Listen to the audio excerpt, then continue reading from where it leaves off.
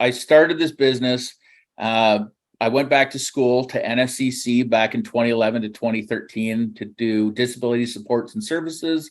And I did 2 coaching schools during the same time. So I did the ADHD Coach Academy and JST coaching, which is specifically for training teens and college students with ADHD. So that was my training. I planned to go to university to get a master's in clinical social work. But when I came out of school, I was coaching 40 people a week and I didn't need to do it. I was already doing what I love with my diploma, right? Ironically, everybody says you need a degree. Diplomas are great too, right? So anyways, how I got started was with Alana is that Alana was in the same class as me. We both did human services. To start, she did child and youth and I did disability services. We kind of parted ways and we came back together. But I'd forgotten one of my assignments at home in the wrong binder. Classic ADHD moment. And my old way of doing it is I would have lost my marbles, right? I would have got really pissed off and frustrated and probably yelled and done whatever I was going to do. Instead of doing that, I looked around the room. I'm like, who's the most organized person here? Alana happened to be it. Went up to her. She had a perfectly organized binder, and if anybody's, Alana's clients can attest, if you've worked with her, her passion plan, she lives out of this thing and is perfectly organized too. And so I just basically said, hey, you guys haven't seen me stand now. I'm 6'7", like 300 pounds, right? And Alana's at the time is an 18-year-old from River John. And I go up and I was like, hey, you look like you know what you're doing. Can you show me what to do? And can I just hang out with you during the first year to kind of mirror offer what I now know is called as body doubling to figure this all out, right? Long story short, she says, yeah, sure, no problem. The other thing I also got her to do too, because I'm one who gets quick to temper when I'm frustrated. She does too, but in a different way, right?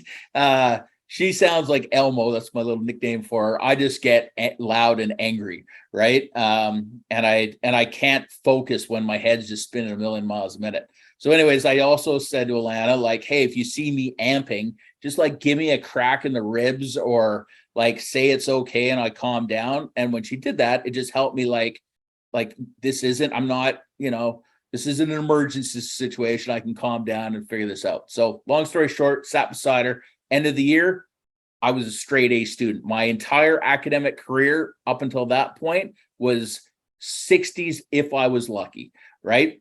And so she taught me a system, including the planner, and I still use it to this day. And the second year I used it, it still went well, but when she wasn't there, like we were still buddies, but she was in another class.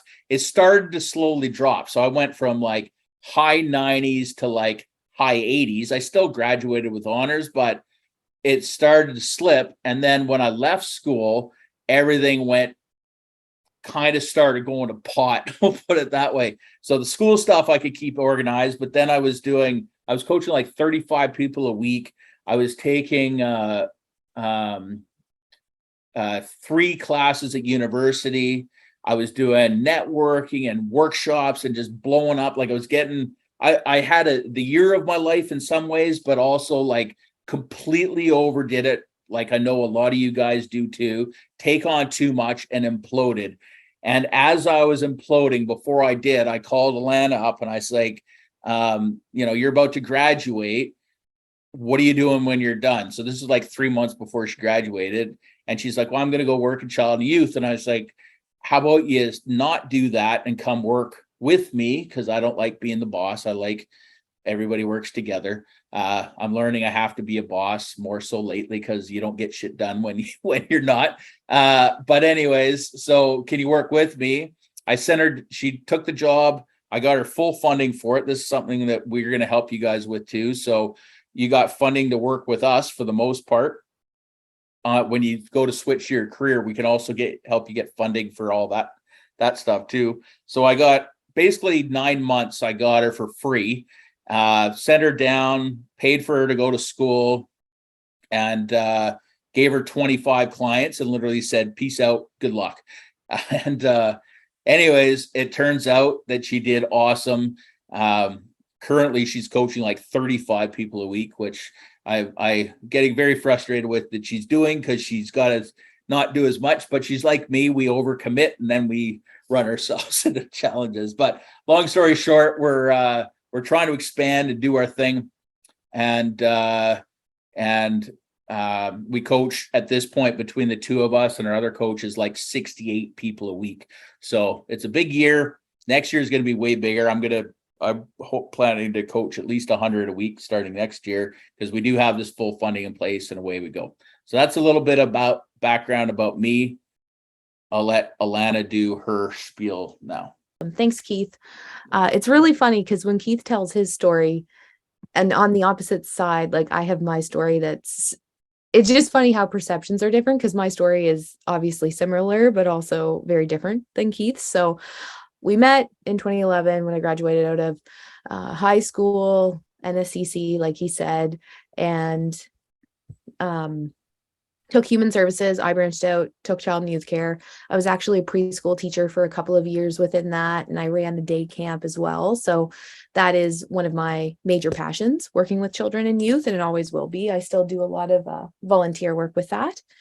And throughout university, so Keith says I got him really organized when he was going to NSCC and I was going to NSCC.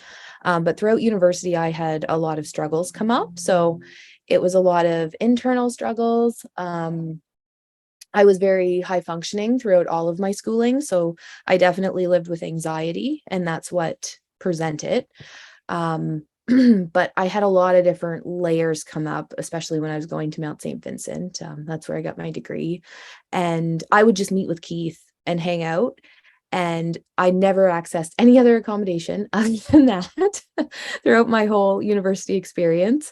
And that made a world of difference. So he coached me for free, basically. Thank you, Keith, without coaching me, and hung out and helped me through that process. And it really, there were points where I wasn't going to continue in university because a lot of the things I went through. And the reason that I did was because Keith just sat down with me and we worked through it together. So that's a little bit of my story and my version of it. Yes, I'm hyper organized, which is great, but I am that way because I have high functioning anxiety. And also I created all of these systems because I didn't realize when I was younger that I lived with inattentive ADHD, and I created the systems without knowing that like other people didn't do this. When I got diagnosed, I was like, wait, you don't have to plan out your day like from start to finish or have all of these lists. And people are like, no. But a lot of people do, and it works. And that's what I've been doing my whole life. And that's why I'm really organized in that sense. And when that isn't there, like I have no organization at all. So that's a little bit about my story. And I've been working with the company since 2016. So like he said, he flew me down to Virginia, and that's where I was trained in the one-to-one coaching. And the reason I really love to do what I do is because I meet all of my students where they're at. I have the lived experience, and I know what it's like to really have that internal struggle and struggle to reach out. So advocating, self-advocating, all of those pieces are really important to me. And I'll speak on the post-secondary like group that we have. So this was like a pilot we started last year, and it's funded through student loans, obviously. So and I think we have, is it one person we'll have more who are returning, but tonight I think we have one person who was in the group coaching before. And last year I wasn't as involved in it, so Keith was leading it. And some really great little accountability pods came out of the group coaching. So it's really more so a support group, and a group where people from different walks of life with different neurodiversity pieces can get together and support one another and chat about it, work through it. On Coach Accountable, you would have seen that we added you to the post-secondary group, which is where we'll post all the upcoming stuff. I know Keith has some people coming in to chat at the groups and have open conversations, which is really great. So so like Alana said last year, I just piloted this out because what I was finding was I was doing all this one-to-one stuff with people, and then they'd leave and they had nobody else to relate to, right? Which I don't believe in that. Like, I don't believe in that, you know how therapy works, and you get your 3 to 10 sessions, whatever it is, and then you just stop and there's no other continuation or anything else, right? Well, that's not how our lives work. Our lives aren't built on, I'll work with you for 3 months and then you're finished, and then there's no other communication, right? It's not a realistic way to do things. However, that's the way the province does things, right? It's like you get a set amount of time with a set amount of outcomes, and that's it. And so I've been challenging them on it for years, and finally, and I used to actually run these in-person support groups pre-COVID. I used to run, I ran, while I was in school, I ran something called the ADHD, what is it called? The ADHD Empowerment Hour. That was every 2 weeks at NSCC while I was there. And then I also run a mental health group in collaboration with Canadian Mental Health Association, because almost every one of us has something else going on. I live with ADHD, anxiety, depression, sleep disorder, dysgraphia, dyscalculia, processing disorder. Like, you can go on and on and on, right? And it's so funny because everybody just wants to treat you as a siloed thing, right, in the clinical system. And I was like, this bullshit. We're people. We have lots of other stuff going on. Anyways, long story short, I started that. I started those groups. I ran them until like 2018 or so on a bi-weekly basis, and then I finally gave it up. And the reason I gave it up, because I did it for free, and I'm also noticing this now, is that when things are free, people aren't as committed in general, right? Not saying everybody, but in general. So what was happening, people would show up once and they'd come a year later. Well, I didn't get anything out of it. I was like, well, you didn't put anything into it. How are you going to get anything out if you're not putting anything in? So finally I killed it. Plus the fact that I was so freaking busy, I couldn't even see straight. And people have been asking again, start it up again. And I did do it again as an online one. Same thing, kind of fizzled out right during COVID. And so this time when I came back around, I was like, I got to do something different. And the different factor is that, yes, we're going to be meeting once a month. In general, once a month. We're all screwed up. All of you are screwed up from the hurricane. So are we. The whole goal when we set up last time is just to see if it'd work and see if they would fund it, which they have. The best thing that came from it, and I think one of the girls is on here, isn't it Rachel, or somebody was in with us that did it with us last year. There's actually, I don't think the people who were here last year who I was specifically thinking of, but there's a group who reached out to me in the summer, and they actually all got together in person. And I thought that was so special. Yeah, I wanted to hear that because they had met online, and they'd only met online from our group. So they actually went out and got lunch. Yeah. But the accountability that it provides. So what we did, so the design is that in these monthly groups last year was like, let's set an action plan. Like let's tell each other all about each other, right? Get to know each other. I just posted some group rules today. I want to go over the group rules. So big thing is just be kind and respectful.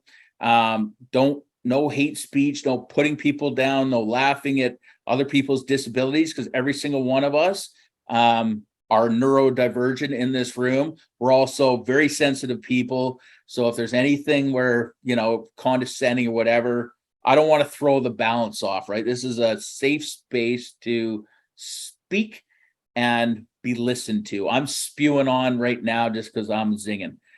Second thing, try to be on time. When I say try to be on time, as you guys all know, we do like 45-minute coaching sessions in theory, right? The 45 minutes is designed to give, if I'm a little bit late, I have some wiggle room. If you're a little bit late, you have some wiggle room. But we want to kind of get together, start on time so we can get out of here on time too, right? The next thing is around confidentiality. This is a trickier one because we're in a group, but basically I want you guys to go on, and from a confidentiality point of view, you should feel comfortable and safe around everyone. It's important to respect privacy, and anything that's shared should never leave this group. What I'd like people to do is just in the comments below, you guys all know how to use Coach Accountable, except for Hannah, because she just started today.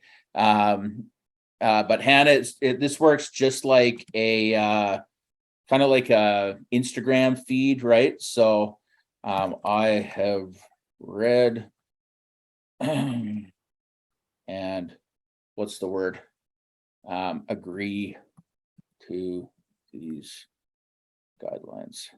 Just say something like that. As soon as you hit add, you'll see eventually it'll it'll give you a timestamp and a date stamp, right? And basically what can happen under here on any of these things, we can chat back and forth. So if you have a question on it, you can post a question, I'll see it, and Alana will hypothetically see it as well. All right. So the other thing, the nature of this group is all around peer support. If nobody's ever heard of peer support before, basically, again, we're all neurodivergent. I guarantee if I go through this list, I'm going to find a lot of things that we all have in common and a lot of things we don't have in common. But in general, for this neurodivergent side of things, we're sharing resources, right? So if you have some like accommodation that you're getting that's awesome, or a new app you've heard of or anything like that, you post it in here. The whole idea is sharing resources, right? So we're going to go from there, and you're welcome to share as much or as little as you want. I am open book to the nth degree. I don't know, like Alana, for example, funny story. Alana can I talk about the diagnosis or no? Alana, are you telling everybody about that now? Oh, 100%. Okay, so for years, Alana, the reason I hired her, because she's hyper organized and a perfectionist and like always gets stuff done. Give her a system, she'll go do it, right? Anyways, a couple of years ago, she's like, I think I have ADHD, and I doubted it. I was like, there's no freaking way. You're too organized. You're a perfectionist. You get everything that I ever asked you to do done. Like, there's no way. But she kept bringing up over and over, and I was like, no, you're just hanging out with me too much, right? So finally, I was like, you know what? I'll pay for it, right? You want to get a diagnosis, I'll go pay for it. And just so happened that I did run across Dr. Parhar, sent her down to see him. She came back with a diagnosis of ADHD, mind blown. And then for years, about 6 months, she was really uncomfortable talking about it because she hadn't told friends and family or whatever. But now she is, so it's good, right? It's like, it is what it is, how it all kind of works out. But anyways, long story short, we come at this from a peer perspective. And like I said down here, depending on the severity of the boundary violations, participants may be removed from the group, and a refund on future group sessions will be refunded. And all of you guys who are funded, that means, so say you got 2 groups left, that's $100. We will send you the $100, but you have to take that $100 and send it back to the province, right? If you're not participating in it. Alternatively, for basically you're funded at $100 a session. So alternatively, you can ask your coach if they have time, or me, for example, for like an extra hour that we could tack onto your coaching contract, but it has to be mutually plausible for all, right?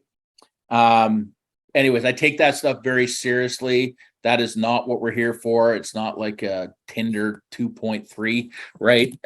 It's not what we're here for. We're here to support each other from a school perspective, peer perspective, and within our lives. All right.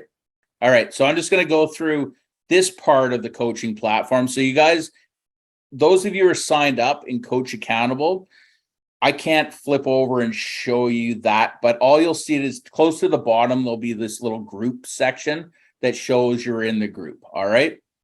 All your appointments will be here, and I'm going to set up the appointments. If we do any action plans, that'll be here. So she's going to set it up for actions, just like you guys have in Coach Accountable. She'll get it all set up. So if we do something through this, or when we do, it's just going to send reminder, right, to remind you to do it. And all we ask is whatever we ask of you for an action item, as AKA a reminder list, that you do it before we meet the next time, right? Then we can just move on instead of having to go back and regurgitate all this stuff all over again. All right. I'm not going to be taking case notes because there's too many things going on. Maybe one of the two of us will, from a generalized perspective. And if we do, we'll share it. But I'm also recording these videos. That's more of what we're probably going to do. We're going to record the videos and post them back in the group for you guys to see at a later date if you want to. Whiteboard is if we want to work on any specific project together. So let me tell you about this accountability pod thing. Basically, it's the exact same as the story I told you about me and Alana, right? So on our own, we struggle. Together, 99.9% of the time, we knock shit out like it's going out of style, right? And the premise of this is around something called body doubling. And basically what that means is just having another presence with you in the room while you do something. So a perfect example of body doubling, I'm going to give you a little story of when my life was easy peasy. As an adult, it is not, right? Because we got to do everything on our own. But as a kid, when I was in grade 3, I actually wrote this article. I'll share it with you guys here. When I was in grade 3, my mom would get me up in the morning, right? She'd say, go to your bathroom stuff, go brush your teeth, make me breakfast. I go off to school. Every class is laid out. And the only classes I cared about was recess, lunch, recess. Get the heck out of there, right? Because for me, sitting in class is like sitting in jail, ironically. So I get out, play outside for 2 hours because there was none of these. Thank God for that, because back then I was the most creative, happy-go-lucky, doing my thing kind of guy, instead of sitting on TikTok like the rest of us, rotting our brains away as we all do. So play outside for 2 hours, eat dinner, watch Littlest Hobo, which all you guys are probably too young to understand what that is. Awesome Canadian show. And go to bed, right? So that was the thing. And every day was the same, and I didn't have to think, and I knew exactly what I was doing. And then as I got older, I was in charge for doing more of it. And every one of you are in college now. You're 100% in charge. Your mommy isn't allowed to come and bail you out. I'm sure a lot of your mummies are helping you get organized still, because that's what we need. But my goal when I started this was to help the mother's anxiety come down, and that we would take them and help with that transition phase so they could go back and doing what they want to do instead of micromanaging all of us, right? And making sure we got our homework in and all that stuff. I guarantee that's not what your parents had in their minds when they're thinking about the 18 to 60-year-olds. And I speak with myself in that nature too, because up until 5 or 6 years ago, I was phoning my mom every 2 days myself, frustrated with all the stuff that was going on. My mom's got Alzheimer's now, so I don't have that luxury. Now I have to pay for coaching myself, actually. But anyways, so the whole idea behind it is to connect with other people. So I recommend getting in groups of 2 to 4 maximum. And just as a matter of example, which I'm actually bringing on one of my coaching clients that I've coached for the last 2 years, who actually spearheaded, like, she got the group organized. The pod that was working really, really well, this accountability pod, she had 4 people in it, and literally they were meeting on average 2 to 3 times a week, just for an hour at a time. They say, okay, I'll be there on Monday, Wednesday, Friday from 5:30 to 6:30. They go on, they just say, little small talk, but the ideal, you go on and say, okay, I'm going to work on my project for the next hour, right? And you tell everybody else in the group what you're going to do, right? Then you keep it on, just like we're doing now, how you guys are all muted and your camera's off if you want. And then you go and work on your homework. But the whole idea is what an hour later, you come back on and you tell everybody how you did. You know, I had one guy that he has a massive YouTube problem, and he would, 50% of the time say, I just watched YouTube, I screwed up. And then other people like, yeah, I got distracted by my phone, or yeah, I did whatever. That's how it started. But by the end, they're meeting on a consistent basis, and their marks were going up. They were feeling more confident because they weren't in the same boat, and they were supporting each other from a peer perspective. All right. So that's the goal of that group. So with that being said, like with Alana, other than this particular meeting, we work 8:30 to 5:30. We have been working 5 days a week. But time Alana currently, she sees 35 clients. If you do the math on a 40-hour work week, doesn't leave a lot of time or brain power to do anything on the Friday, which is usually what happens to us, and we burn ourselves out. So like last week, I was learning about all these guys testing the four-day work week. We're going to start doing that. So in September, we're just going to work 4-day weeks and take every Friday off, right? Other things I do from an employment perspective, if you need to take an appointment, take an appointment. If you want to do your work at 2:00 in the morning, do it then. I don't really give a crap, right? As long as this stuff gets done. And that's the neat thing about working in a neurodivergent setting, which you can do instead of just ticking the box, doing a 9 to 5 and dying in that. You don't have to go down that road. There's a lot of different options you can explore. And that's kind of where we're at now. Anyways, that's all for me.